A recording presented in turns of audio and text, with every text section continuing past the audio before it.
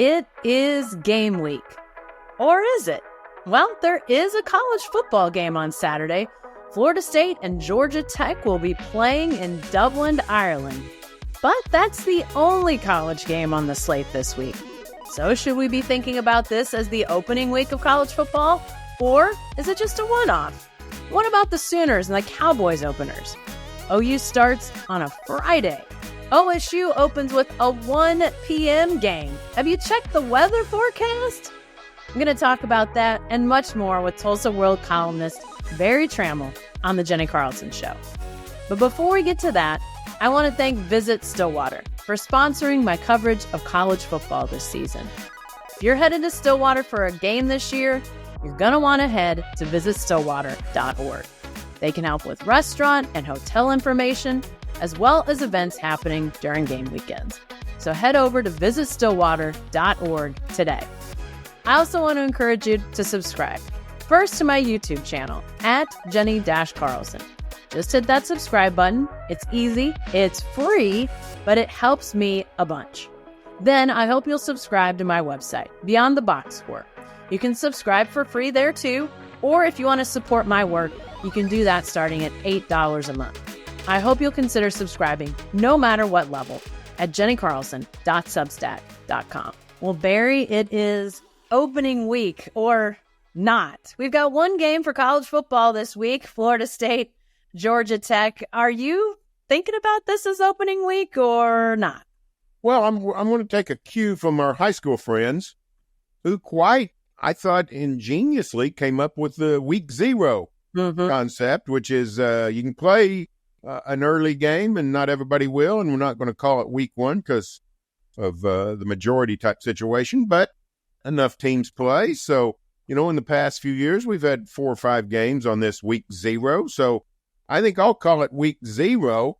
I'm just lamenting the fact that we can't ever get one of our teams involved in this. You're too young to remember this, Jacko, but there was a time we had going where we would have some early games like this, even, like in the 90s, Oklahoma played Northwestern in Soldier Field and on August 24th or 25th, whatever it was. Yeah. So a few specialty games were played, and I guess that's what we'd count this Dublin situation. Well, why don't we have more? So if we're going to term it week zero, why don't we have more week zero games in college football? I mean, why wouldn't, especially the Big 12 or the ACC, possibly try to take advantage of having a more open TV window for games? I think it's a great idea. I think you get pushback on legislation because of the same thing that's always held the NCAA back, which is some schools with limited budgets don't want to open camps early, don't want to have to feed and house the players any more than they do, although that's become sort of a non-issue with year-round college football players, which is, what we have. I think that's probably what it is, but I do think that is a viable option. I think coaches would be interested in it. Players, I think, are already on campus, might as well start playing, but an extra off week in October or September, November, whenever you might want to schedule it, I think that's got some validity, and I think the TVs would love it. So, and you're part of your suggestion about the Big 12 and ACC, that's the kind of cracks in the schedule that they need to find, and places they can stake a claim and add some value when they don't have as many marquee programs. So I like it. Next year, Iowa State and K-State are playing in the Dublin game. I wish it was Oklahoma State instead of one of those two, instead of Farmageddon. But that Dublin game has intrigued people. Notre Dame and Navy, Nebraska, Northwestern, those kinds of games have been played. So I think people will be fired up for Florida State, Georgia Tech. Yeah, and and something like, it's obviously this would have been the year for the Big 12 to do this, but you've got these 4 new schools.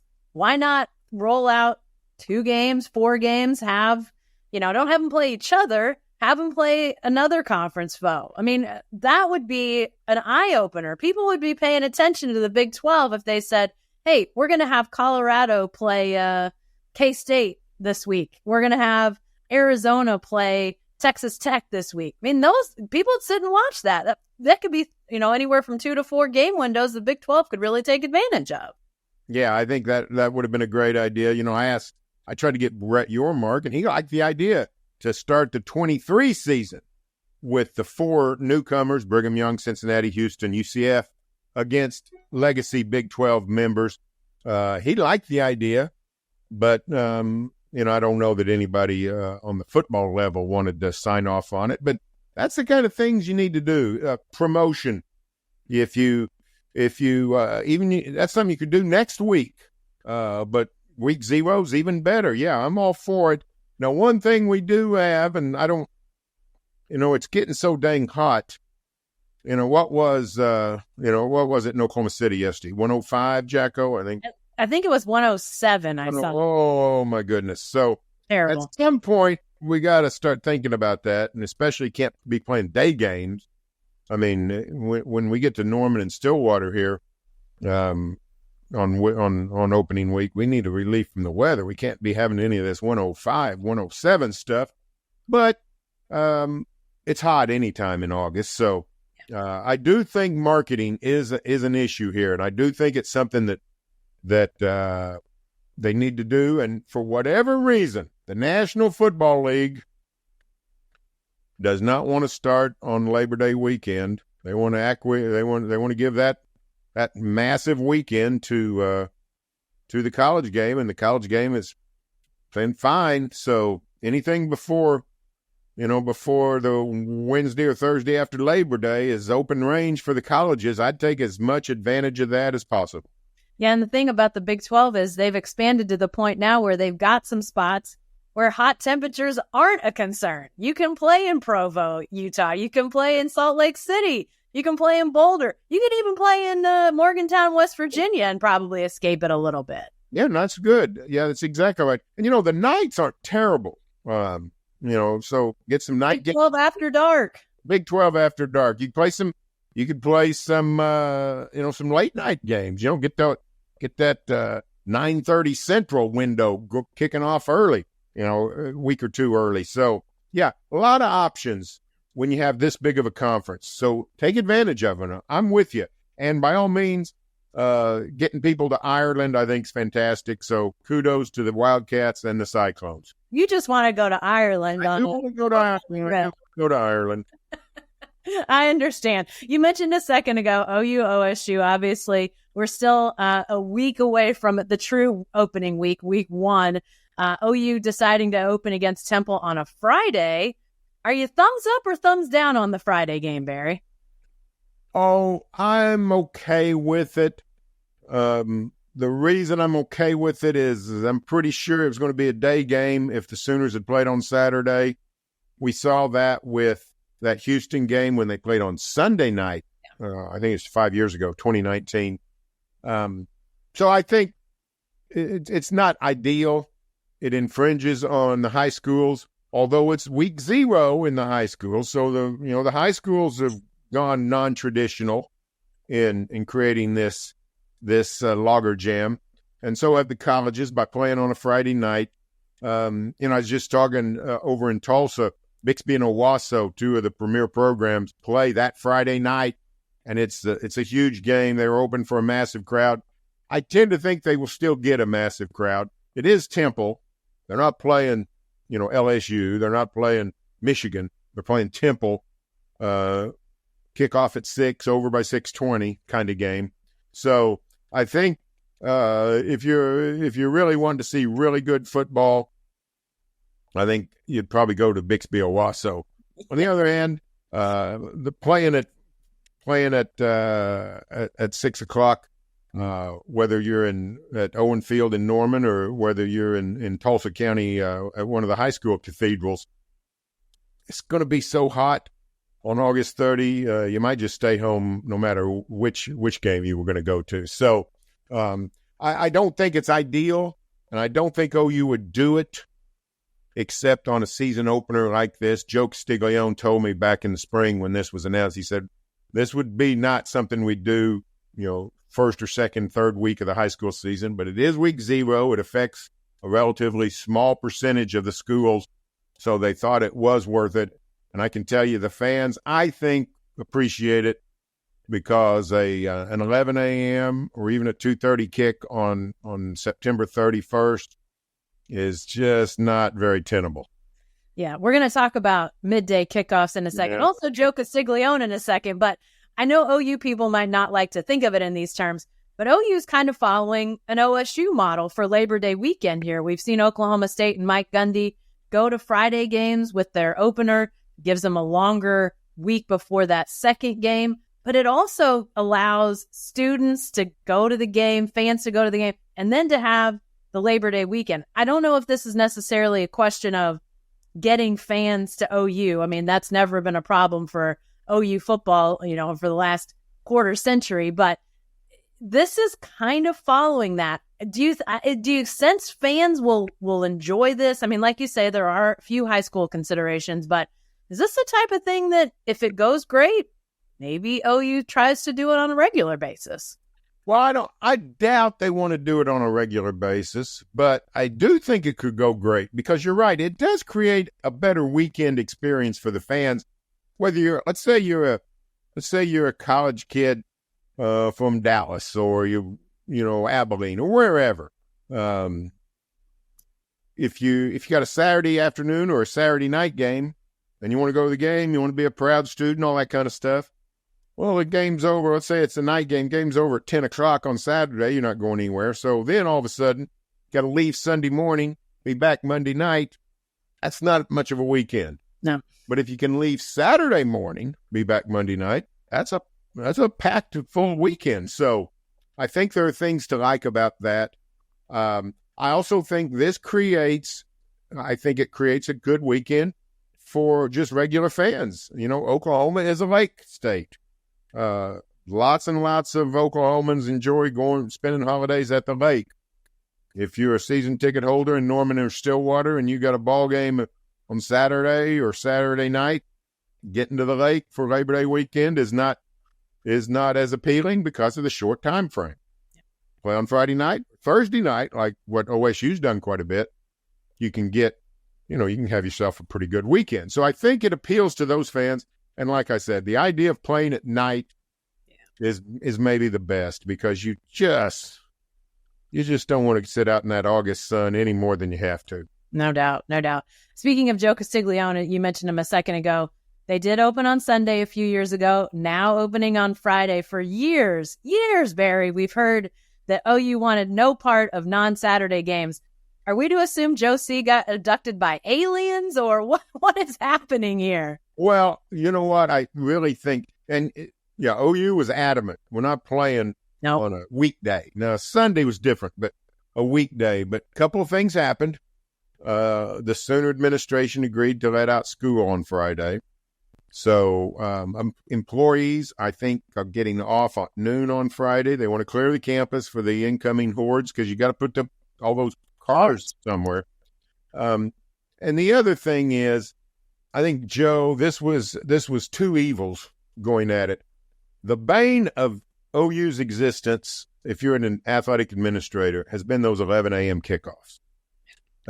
They just hear about it and hear about it and hear about it from the fan base. And not all fans dislike them. A lot of fans like it because especially if you sort of live semi-close to the Oklahoma City metro, you can get to the game on Saturday morning, you get home, and you still got yourself a Saturday evening and Saturday night.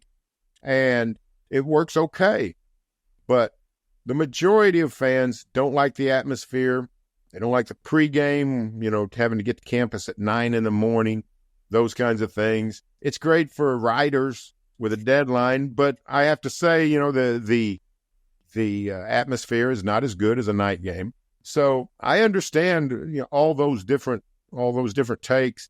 And I just think OU has spent the last 10, 12 years just hearing about it from their fan base.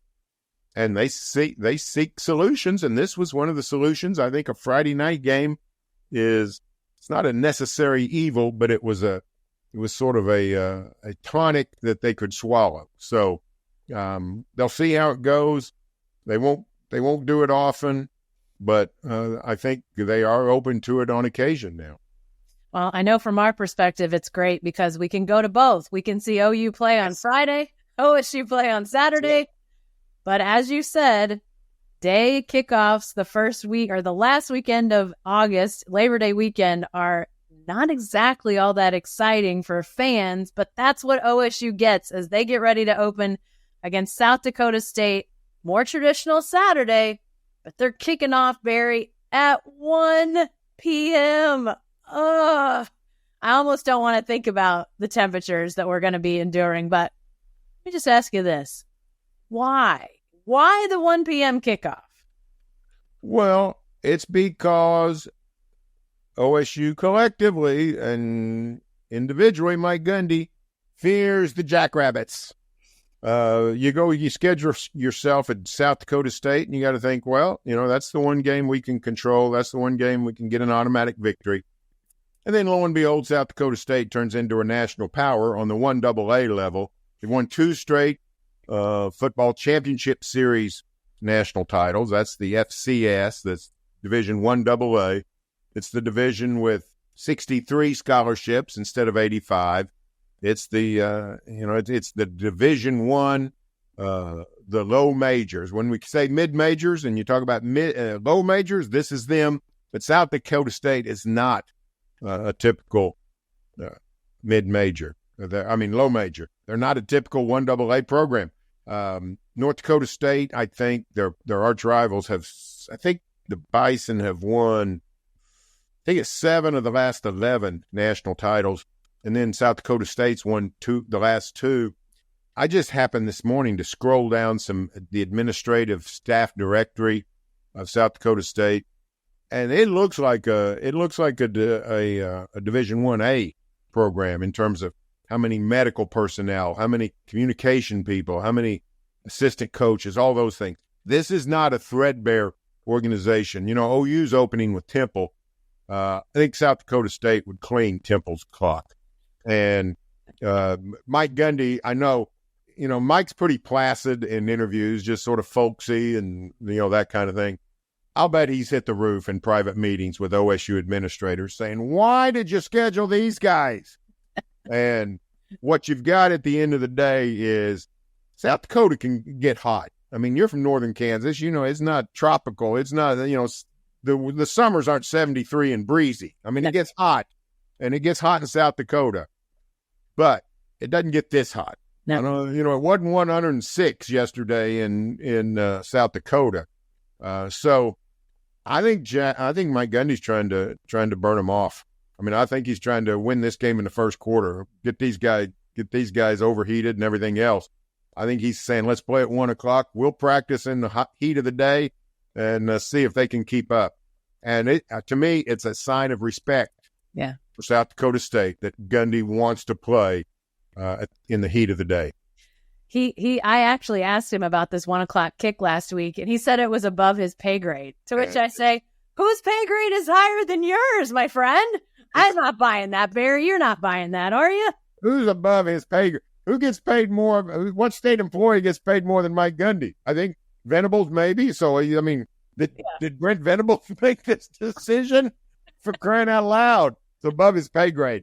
Coaches need to get rid of that. That's a bad usage of the word, because all of a sudden our antennas go up and the spotlight comes on and say, who gets paid more? Who's above your pay grade?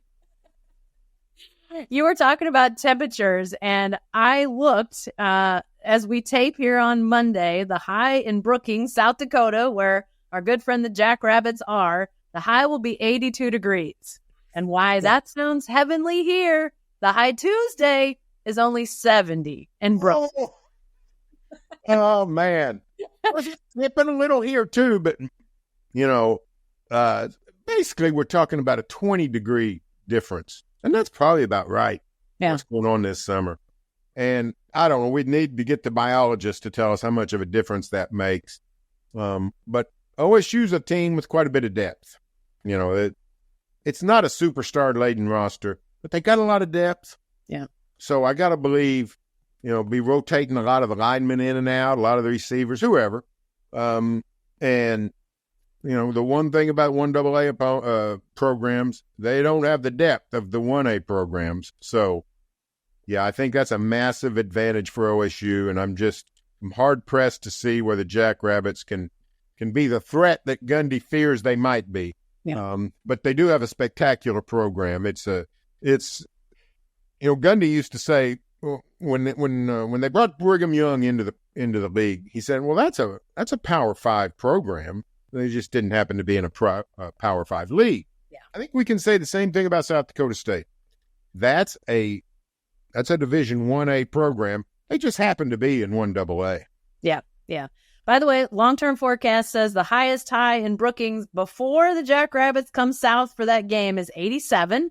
So, little toasty for South Dakota. Now, that long-range forecast also says game day in Stillwater, high of 92.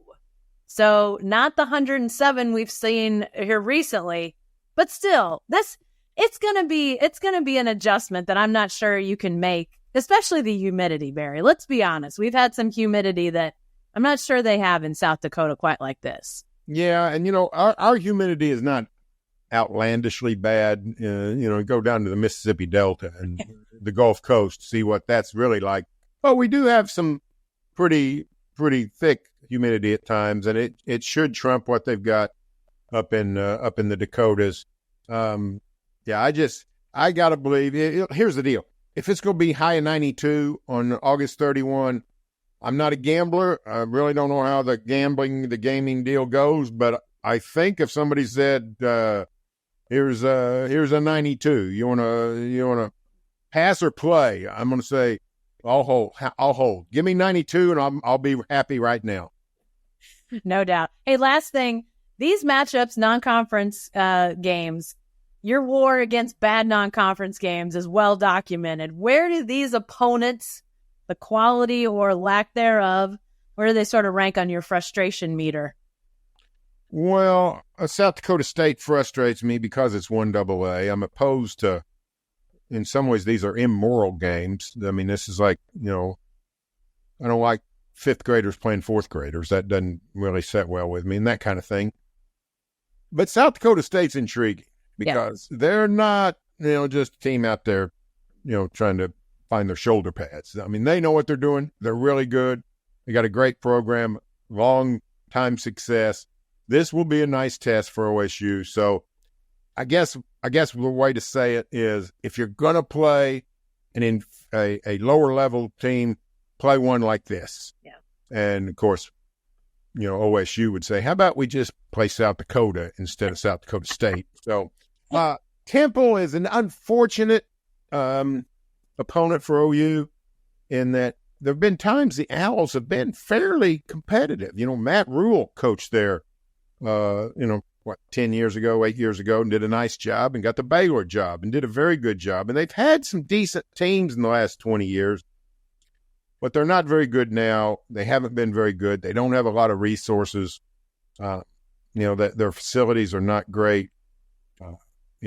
I looked through their website this morning, and what I said about South Dakota, the opposite is true of Temple. It's just, you can sort of tell this is a one-sided situation, independent of how good the football players are.